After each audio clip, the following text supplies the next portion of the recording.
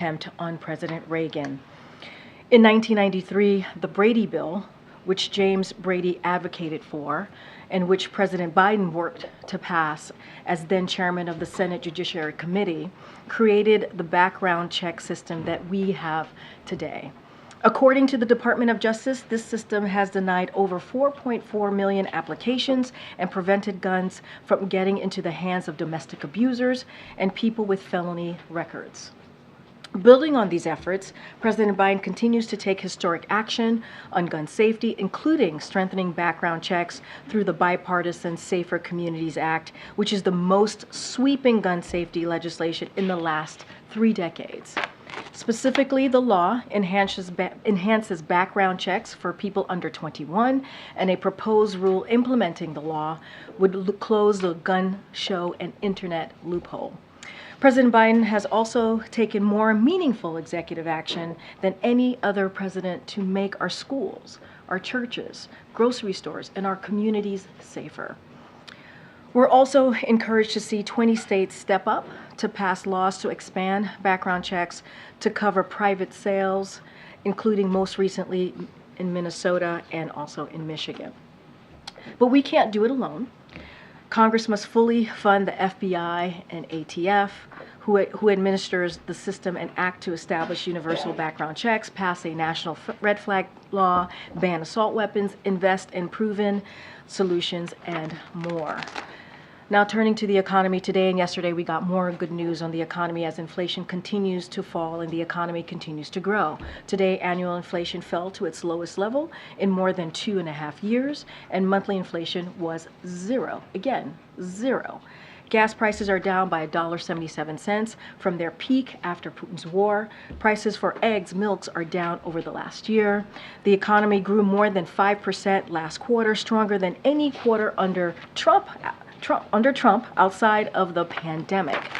We still have more work to do, and we understand that, and we know that. The president understands that. But prices are still too high. That's why President Biden is fighting to lower costs for American families by strengthening our supply chains, taking on Big Pharma to lower prescription drugs, cracking down on price gouging by banning hidden junk fees, and calling on corporations to pass savings on to consumers. Unfortunately, congressional Republicans are pushing Maganomics that fails the middle class with the following: by tax giveaways for the wealthy and big corporations, blowing up the debt, cutting Social Security, Medicare, and Medicaid, raising costs for hardworking families. The good news is the president won't let them. He will not let this happen. We also have significant news from EPA today, building on the Biden-Harris administration's historic commitment to protect children and families from the lead poisoning. The EPA announced a proposal to require water systems to replace lead service lines within 10 years, helping secure safe drinking water for communities across the country. There is no safe level of exposure to lead, particularly for children, and eliminating lead exposure from the air, water, and homes is a crucial component of our commitment to advancing environmental justice. Already, the president's bipartisan infrastructure law is investing more than $50 billion in the largest upgrade to the nation's water infrastructure in history. And the president is going to keep fighting to deliver safe, clean water to every community across the country. And lastly, thank you for your patience. I know it's been a lot. And lastly, tomorrow is World AIDS Day, which was established 35 years ago to commemorate those who have died due to AIDS-related illnesses and honor the more than 40 million individuals with HIV around the world. This year also marks the 20th anniversary of the U.S. President's Emergency Plan for AIDS Relief, otherwise known as PEPFAR.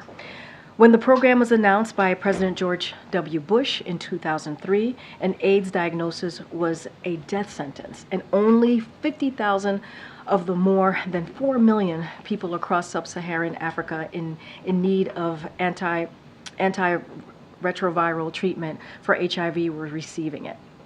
For more than 20 years, PEPFAR has been one of our our nation's most profound transformational investments and has enjoyed strong bipartisan support. PEPFAR has become the largest commitment by any nation to address a single disease in the world, and the program has had a remarkable impact, having saved 25 million lives and enabled 5.5 million babies to be born HIV-free to mothers living with HIV.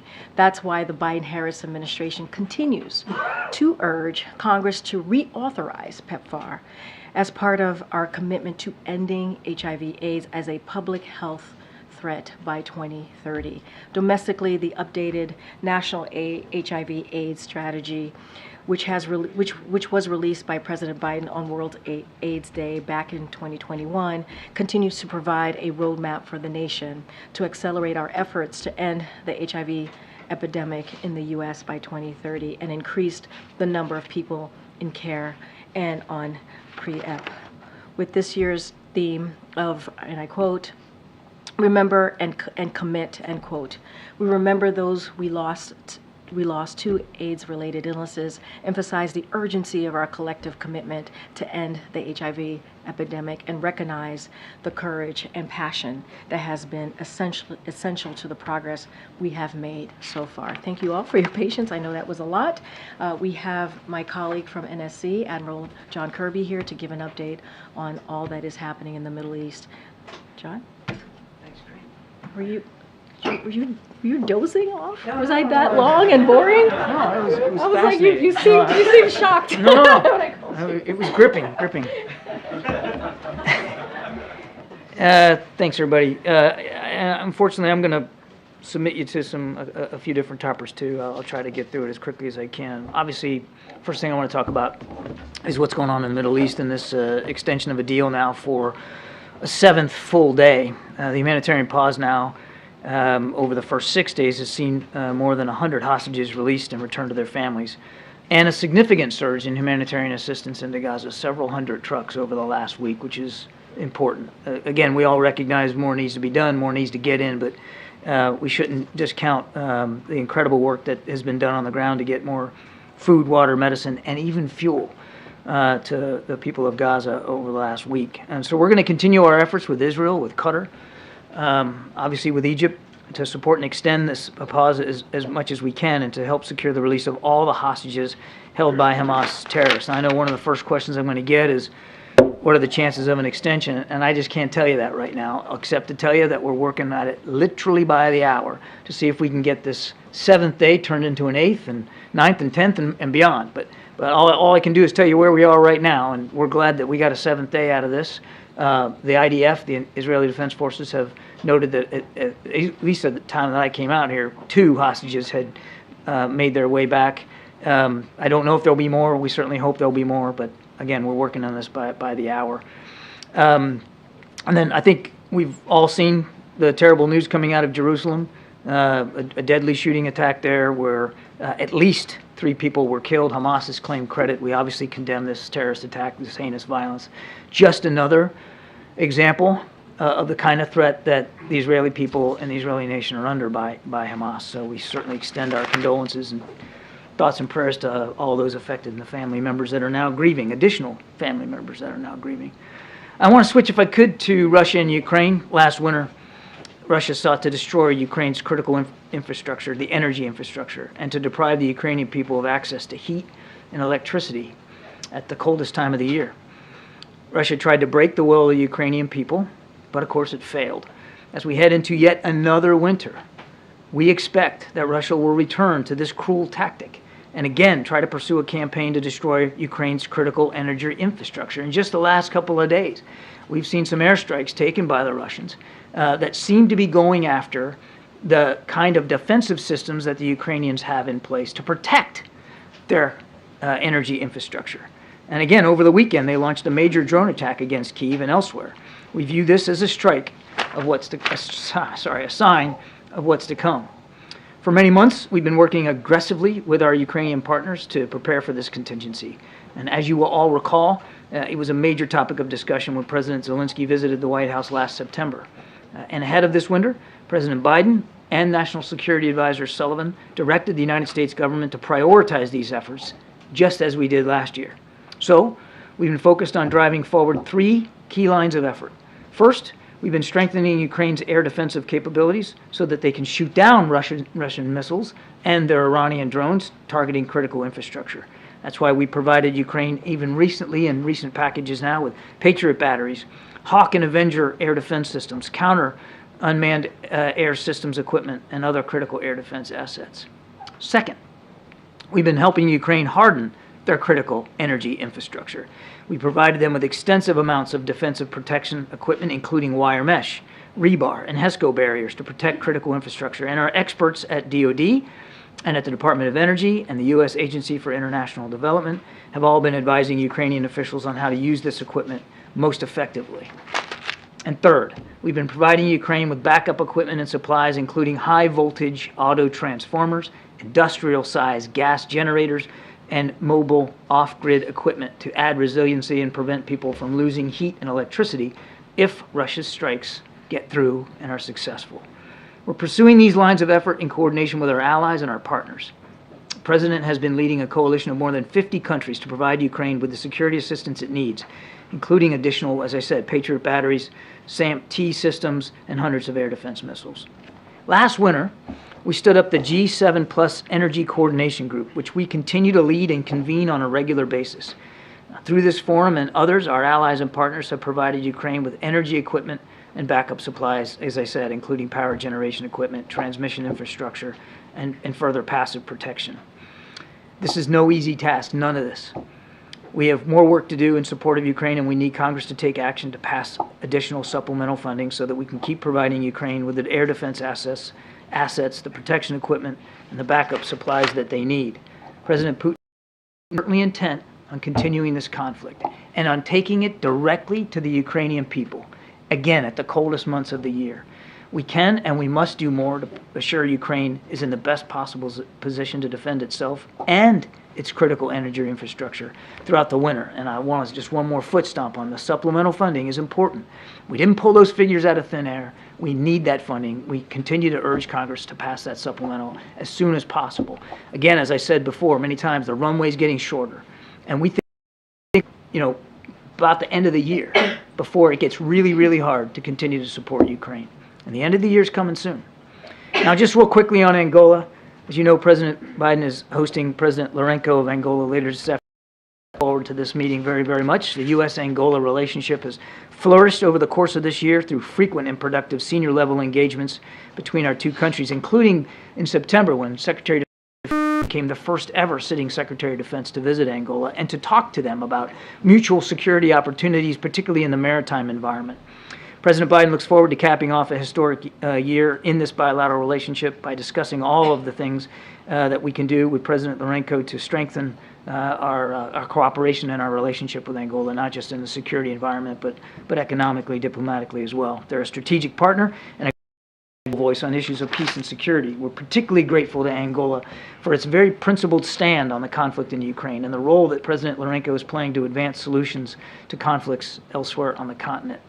Angola and the United States are expanding our economic cooperation at speed, including pursuing additional investments through the President's flagship Partnership for Global Infrastructure and Investment to build quality, sustainable infrastructure that connects Angola to global markets. And of course, we'll have a readout of that meeting when it's over. Thank you, and appreciate your forbearance. Thank you, Admiral.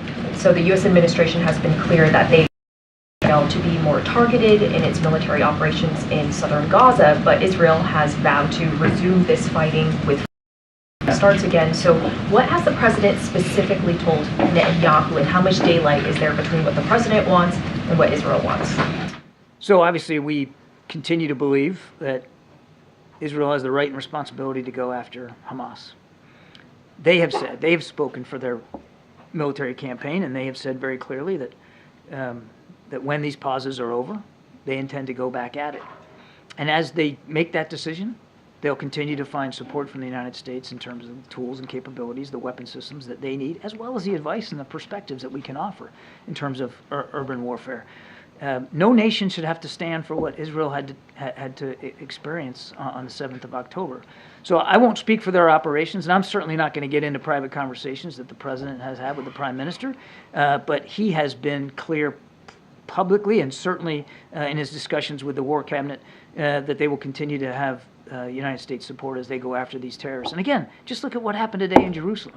I mean, if anybody's guessing and wondering whether Hamas still has murderous intentions against the Israeli people, just look at what happened in Jerusalem today. You mentioned before that the U.S. believes there are 2 American women held. One has been released. So does that mean there is 1 American woman left being held? And what do we know about her conditions? Do we think she could be released soon? I wish I had good answers for those questions. Unfortunately, we don't know. We do believe that that of the unaccounted for Americans, that we believe there's 1 other woman that's unaccounted for, and that we had believed was taken hostage. So we were hoping to see 2 women and, of course, little Abigail come out over the last week. We're certainly grateful that we've now gotten 6 Americans out, but I don't have additional information on this individual or where she might be or what her condition is. I just don't know. Do the U.S. believe that Hamas does not know where all the hostages are, or they're propagating the U.S. beliefs in order to delay this? I can't say with certainty what Hamas knows or doesn't know.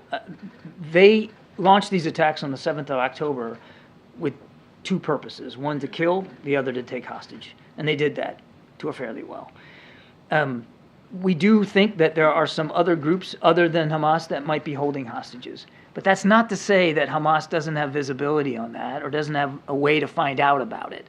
So the onus is really on Hamas as this deal progresses today to identify, locate, and secure these hostages and get them to the Red Cross so that they can get to safety. But I couldn't speak with great certainty about exactly what Hamas knows and doesn't know. Thanks. Officials said yesterday that there is an effort to encourage the Israelis in this southern Gaza operation to kind of narrow the target, make sure that civilians have a clear idea of where they can seek refuge. Is there a concern that that might give a heads up to Hamas as well so that they can reposition as well and seek refuge? Well, there's a couple of things there, Trevor. First of all, I certainly won't speak for the Israeli military or what their plans and strategies are. I mean, they have a right to operational security in terms of what they're going to do, when they're going to do it, and how they're going to do it. So obviously, we certainly don't want to say anything from the podium that would put their operational security at risk. Secondly, we have been very consistent and clear with our Israeli counterparts that we do not support a move to the south unless or until they have adequately accounted for the protection of innocent human life, civilian life, in southern Gaza, with the understanding that there's a whole heck of a lot more innocent civilians in southern Gaza than there were a week or 2 ago, because the Israelis opened up corridors for them to move south. So I won't get too far ahead of operations, but what we want to see and what we're urging our Israeli counterparts to do is to make sure that there's a proper accounting for that there is appropriate safety measures put in place so that these additional now thousands of civilians are not put at greater harm's way than they already are right now. And then the father of an American hostage that was said that he was invited to the White House to come speak with Biden in person. Do you have a date as set as far as when that's going to take place? No, sir.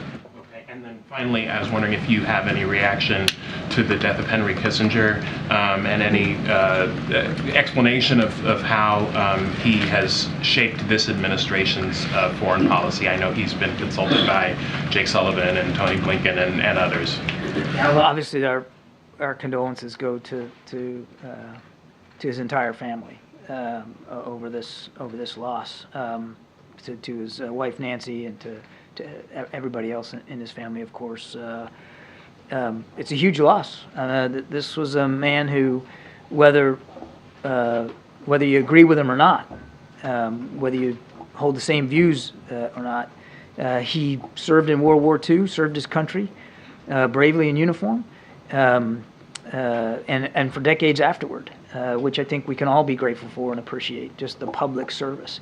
And again, whether you saw eye to eye with him on every issue, there's no question that he shaped foreign policy decisions for decades, and he certainly had an impact on America's role in the world. And so again, our deepest condolences go to the family. Karine, John, thank you. Just to follow up on that, is there a reason why the administration hasn't issued any formal statement from the president or this White House with regard to his... I wouldn't read anything into that just yet. Okay. And then on the president's comments about conditional aid to Israel, I wanted to follow up because he suggested that if conditions had been in place, the progress that we have seen so far might not have happened. So of all the proposed conditions, can you explain how they would hinder efforts, whether it's, reducing the level of civilian casualties or making sure U.S. weapons are used within humanitarian law? How would any of the proposed conditions slow down or prevent the progress that has been made? Well, rather than speak to these proposed conditions, let me just take a step back and, again, reorient the discussion here. Israel was attacked on the 7th of October in the most heinous way. The president's been clear we're going to continue to support their ability to that threat, the continued threat that Hamas still poses.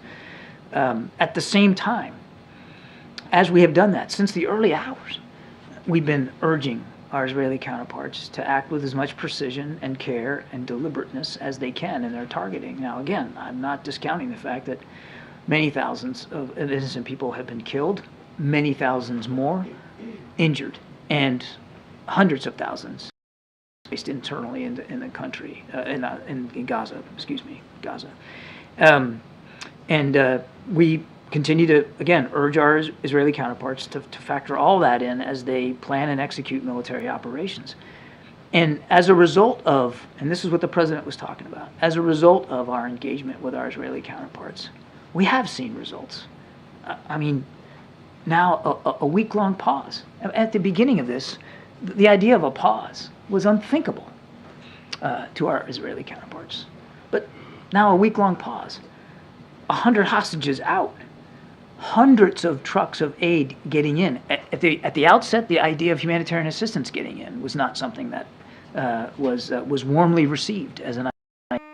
So the president believes that the approach that we've been taking has had results. Now, again, nobody's discounting or dismissing the loss of innocent life, and we continue to work with and share perspectives about urban warfare with our Israeli counterparts so that they can continue to hone their operations in such a way that there's a reduction and a minimizing of civilian death. But we're going to continue that approach. Hey John, I hear you. And I know that that's what the president has said repeatedly. In fact, he has supported all of these conditions. These are things that he says he believes in. So I'm asking, talk is one thing, but should there be actions that draw a line to say, hey, if you don't do what we're asking, there will be consequences? We believe that the approach that we're taking thus far has produced effective results. Again, without discounting civilian deaths, and I don't mean to, each one's a tragedy and we mourn them all. But the approach that we're taking thus far is having results, and it has actually had a practical effect on the way our Israeli counterparts have prosecuted these operations. I mean, just look at, for instance, the ground incursion into Gaza. I mean, without getting into too much detail, I tell you, we shared with them our own experience in that kind of urban warfare in places like Fallujah and in places like Mosul. And we sent over military advisors and experts to talk to them about some of those lessons learned. And I can tell you they were receptive to those lessons learned. And it did affect, again, I don't think I'm giving anything away to the Israeli military, but it did affect the way they ultimately chose to go into Gaza. I would just say we're gonna keep at that. So we're running out of time. I'm sorry. So we gotta go really quickly, Chris. And we gotta go to the back too. What impact has the shooting that Hamas is taking credit for in Jerusalem had on efforts to extend the humanitarian pauses? And is the U.S. goal to turn these pauses into a more permanent ceasefire? Is that the overall trend line that the U.S. is going for? I don't know and no. So I don't know. I don't think there's been. I don't think there's been any effect. Not that I've heard or seen effect on the on the deal, extending the deal by the violence in Jerusalem. I've seen nothing that indicates an effect on that. And again, we do not support a permanent ceasefire at this time. We do support the idea of humanitarian pauses, and we would love to see, as I said at the outset, we want to see this 7-day pause turn into 8, 9, 10, and beyond. But ultimately, that's going to take Israel and Hamas to agree to the parameters of extending that deal. But in the United States, they'll continue to find an advocate for extension. And how is the alleged plot by Indian government official to assassinate somebody U.S. soil, how has that affected U.S.-Indian relations, given that, the president recently hosted Modi for a state dinner, relations have been trying to improve, tighten those relations. What impact does that plot have? Remind you, the state dinner happened before we knew about this. And I want to be careful here that I don't get ahead of the Department of Justice and talk about an ongoing investigation. I would just say two things. India remains a strategic partner, and we're going to continue to work to improve and strengthen that strategic partnership with India. At the same time, we take this very seriously. These allegations and this investigation, take it very seriously. And we're glad to see that the Indians are too, by announcing their own efforts to investigate this. And we've been clear that we want to see anybody held, that's responsible for these alleged crimes to be held properly accountable. Thank you. On Venezuela, I wanted to ask about today is the deadline that the administration set for the Venezuelan government on certain things. One of them lifting the public bans of political opposition leaders who cannot run in elections, start the process to release wrongfully detained Americans. So my question is, have you seen any progress, and is the U.S. prepared to reimpose sanctions, which was the consequence of not seeing progress on this? Haven't seen any progress yet. There's 8 hours left in the day, so we'll see what the Venezuelans decide to do, and I won't get ahead of decisions about sanctions one way or the other going forward. Thank you. I have a few questions about Angola. As you know, this exciting Libido corridor runs through a part of the DRC that's been embroiled in secession, violent conflict since 1960. Can the Libido corridor work without peace in that region? And then to that point, how is the White House supporting President Lorenzo in his work as AU peace envoy to bring about peace? And then also, how is the administration engaging bilaterally? I'm on a time clock here. I hear you. This is the second to last one. Sorry. I should write these down. Is the administration engaging bilaterally and multilaterally with Great Lakes leaders to bring about peace? And then finally, what's the president's message to President Lorenzo about his country's poor human rights track record? So, look, I'm going to try to boil this down. Otherwise, I'm going to be in big trouble. So, The president's time. exactly. Me too. This is a relationship that has been improving now, as I said, over the last year. And the president's very much looking forward to this meeting with the Angolan president. There's a lot of ground to cover. So we never shy away from talking about human rights. The president routinely brings that up. I won't get ahead of the president, and we'll have a readout. But he never shies away from talking about human rights when he's talking to foreign leaders. Number two, we welcome President Lorenzo's efforts to foster peace. I said that at the opening statement.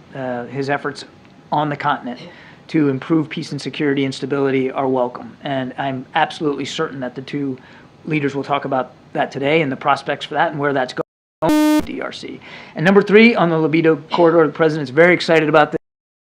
A real landmark effort as part of PGI and helping lower and middle income countries find sustainable investments in their infrastructure that can not only create jobs but also open up economic opportunities, in this case, all across that southern part of sub-Saharan Africa. So it's very exciting, and we're gonna keep pushing forward with it. Thank you very much, Karine, and thank you, John. Two very brief questions related to foreign policy. One, has the president had discussions with Speaker Johnson akin to those he had with Speaker McCarthy about the supplemental on Ukraine standing alone, and is the price tag on it 60 billion or 47 billion at this point? I have to get back to you on whether there was a specific conversation with the speaker on the supplemental. That said, we have had numerous discussions and briefings with members of Congress and staff members about the importance of the supplemental and moving on all 4 of those buckets: Israel, Ukraine, the Indo-Pacific, and border security. We want to see them act as quickly as possible on that. And the total numbers are on the web to see, but So no standalone then on Ukraine? we want to see all 4 priorities taken up by Congress and all 4 funded. The reason why it's a supplemental is because they're all urgent. And as I said earlier, we're running out of runway on Ukraine, and I would tell you the same thing for Israel. We have some existing appropriations and authorities to continue to support Israel, but that well is not endlessly deep either. And will the president send, or has he chosen a representative to go to President-elect Milei's inauguration on the following Sunday? Not that I'm aware of. One of the key provisions of this deal was getting Red Cross officials in to access the hostages and see their conditions. With the fragility of the truce being there right now, is there any realistic hope that the Red Cross is actually going to get any access to these people? That's part of the deal. That's what our expectation is, that Hamas will allow that access. That was part of that arrangement. Have they just simply been saying no at this point? I don't know how much access they've actually had, but that's part of the deal, what they signed up to. So we'll see. We'll see if we can get an extension on this. I mean, it's part of the deal for pauses. So during the pause, while you're getting hostages out and aid in, Red Cross gets access. So again, the day to day, hopefully we can get this thing extended, and we'll see. Does the U.S. have any other way that they feel they can determine the condition of these hostages, especially the Americans? That's why the Red Cross access is so important, because it's eyes on. It's an independent view and a look to see how these people are doing, and that's why it's so important. Why we've been fighting for it. Can I thank you. On Angola? Thank you, John. Regarding the attack in Jerusalem, in which Hamas has taken credit, does the U.S. View that attack in any way to be a violation of the ongoing truce between Israel and Hamas? And I don't want to get in. I'm not a lawyer here. This attack happened in Jerusalem. The pauses in the fighting were specific to Gaza. Okay, so that's as simple as that. I mean, it wasn't. Therefore, it didn't violate. It didn't technically violate the deal that was in place, but obviously it's a stark reminder of who they're facing and what kind of enemy that they're opposing. Can I ask you a follow-up on Angola? One question. It is so surprising that you don't take you are receiving an African leader, you can't take a question from an African journalist. We can end this right now. Sorry, I have one question. Basically, John Senator Marco Rubio. It's not about ending the briefing. I want to ask an African question because I am receiving an African question. Thank you so much. Oh my God. All right, we can end this briefing if it's not going to be respectful here. Chris. That's what I'm saying. You are receiving an African leader and you don't take questions. Thanks, everybody. I have a question about gas prices. Thanks, everybody. Can we do one about the quality gas prices? Honestly, just respect your.